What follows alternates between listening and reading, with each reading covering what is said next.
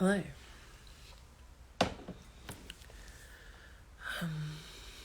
It's been a while since a Pulse has come up to do a live.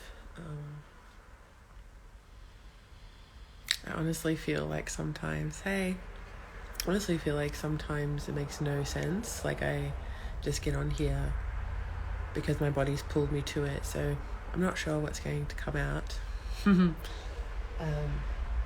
But there's been a lot sort of swirling since the last time I was on here. And maybe you have noticed some of the things I've been speaking about.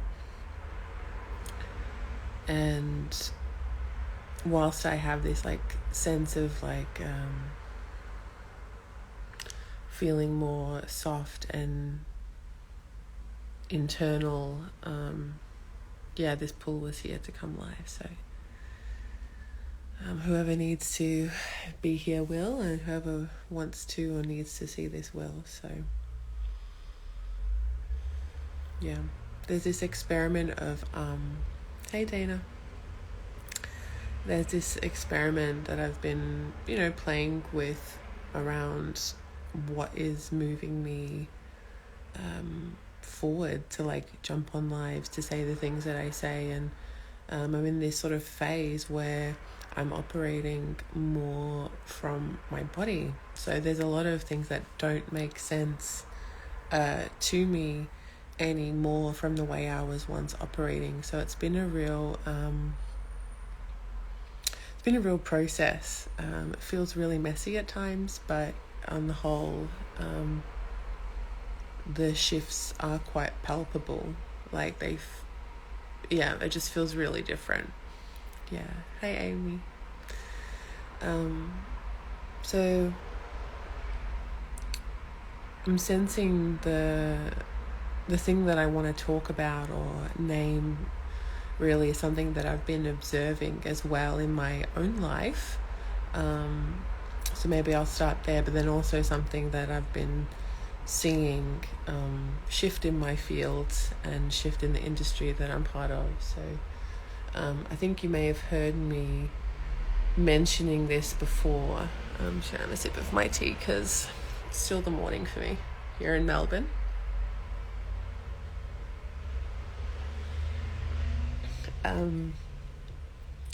The thing that has really shifted for me quite a lot is the practices that I've been exploring around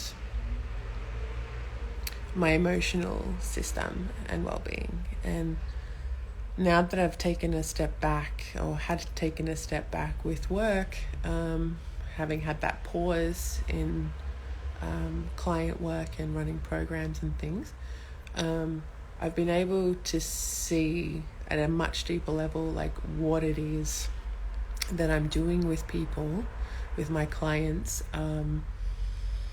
than how it appears on the outside. So you may have noticed this shift in what I'm talking about, and it feels really congruent. My insides feel like they're matching the outsides. Sorry, I'm house sitting right now, and there's this gorgeous cat with me, and she just moved, so I'm just looking over at her while I speak to you. And what I was reflecting on recently was that a lot of what seems to be very masculine, in the sense that I'm working out a lot, I'm doing my meditation and doing harder, more yang-based things, has actually created the most sense of flow for my emotional system. Don't worry, I'm not going to become a personal trainer and a David Goggins type person, although I have been watching a lot of interviews that he has done. Particularly, I find him quite fascinating, but that's for another topic. But what I'm really noticing is that deep structure and rigorous movement naturally allows my feminine system and emotional body to operate really efficiently. Granted, I have the framework and structure in my systems of what I use in terms of like archetypal rites of passage and my understanding of the energetic body, but it's something that I've seen. It's like I'm not sitting and doing all of these like, for lack of a better word, fluffy practices with this beautiful fluffy cat here. I'm not doing all of these like feminine practices to feel the shifts in my emotional system. That work sort of was vital and came earlier, but what I'm noticing earlier in my journey, but what I'm noticing now is this fluidity that has come from like going down into like the deeper structures of understanding what my emotions are and really being with them, but it's all being held within a very strong masculine container of my mind, but also like of my physical body. We talk a lot about the body having a feminine wisdom, but there's also such a like another perspective on it that I'm really exploring, is like that it is this structure, it is this boundary and protection between you and the world, you and other. So it's not just feminine, you know, if you want to look at it in a different way, it is both. It's always both. And I'm seeing more and more the work that I was previously doing and like bringing in the feminine through dance and movement was really just a way to go into the emotional system and its fluidity, which to me I think is like, if we look at it in layers of the body, you know, there's mind, emotional body, auric field, energetic body. There's all these different layers in the body. If we look at it that way, like the emotional body for all human beings has a feminine quality.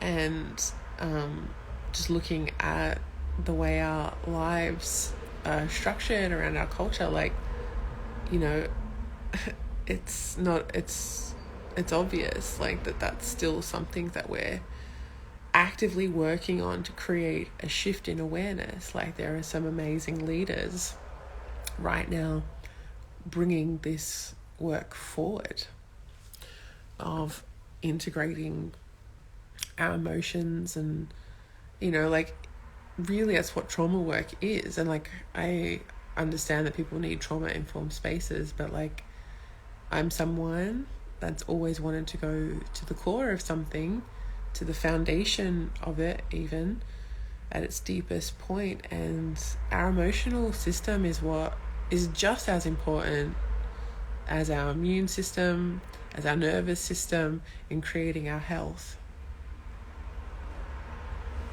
And I experienced that firsthand, and I've witnessed this in the clients that I've worked with, which we always go into this place of like the emotions.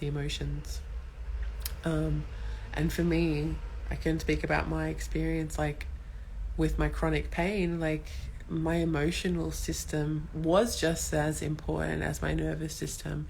And it's something that I do think needs more clarity around, and not so much education around, but like the experience of, because what I'm talking about more these days seems really simple. Like it looks really simple and quite obvious, but the complexity of actually embodying this in an everyday way takes time. It takes commitment. It takes a real willingness to live in that way. And again, from my own experience of working with clients and am my own self. It's like you really are pushing against the systems, be it like our cultural system or the family dynamic. Like, to be the person that's doing something differently is very confronting and challenging and triggering for all people involved. So yeah, it's something that I'm again living through. So yeah.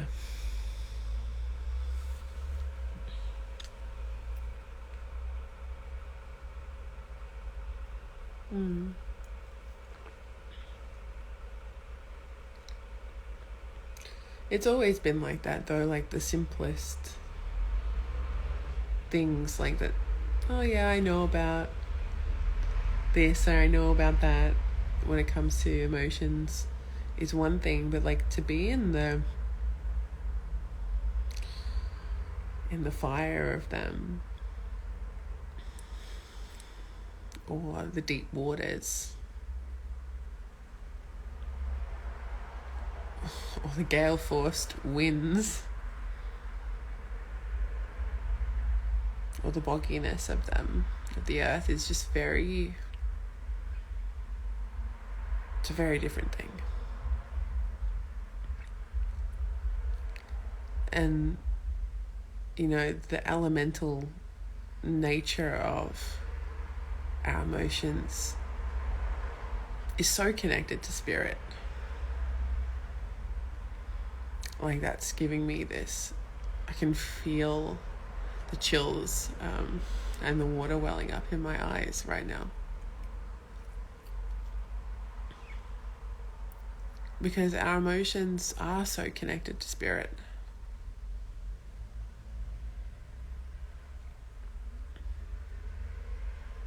They rise up and through us.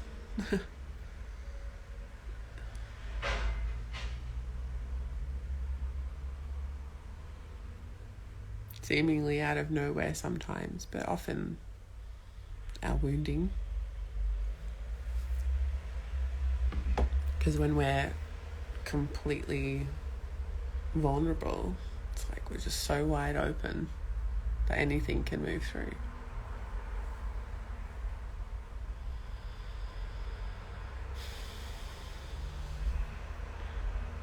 So there's deeply this elemental component to our emotions, and this image of like a hunter or a huntress out in the elements,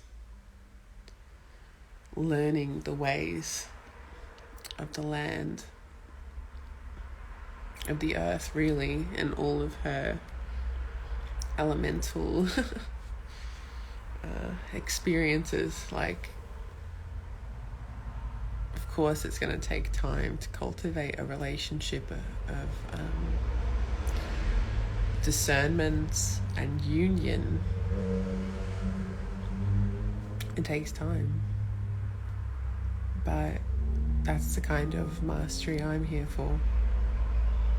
It's the kind of thing that I want to guide my clients through, because without this connection to our humanity, without this connection to our emotions and spirit in this way, like someone said to me the other day,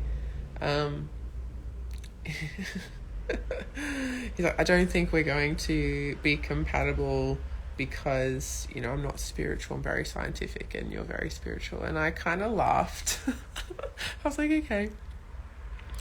Because the reality is our emotions, the way we feel and meet life like that is so spiritual. Like, you don't even have to call it spirituality. It just is. It's just fact.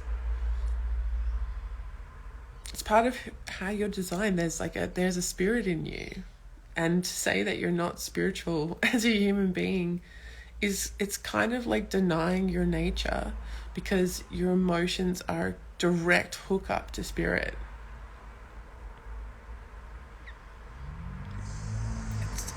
It's just facts.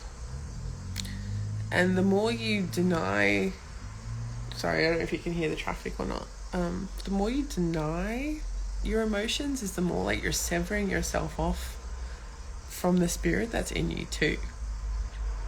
And I think for me, this has been so obvious for so long, but I'm starting to recognize that the things I think are obvious are the things I need to say more. But it's true. Like, in spirituality, you know, I can see why people don't want to be associated with that jargon. But to me, it's very simple.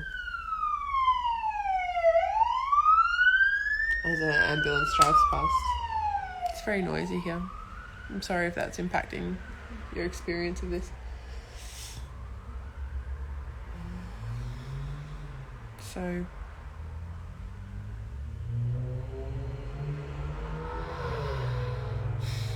what if you could have the experience of spirit every time you chose to feel your emotions? What kind of connection would be possible to yourself and with other people if you knew this energy that was moving through you was something that's not of you? Like, it's just, these are the things that keep me up at night.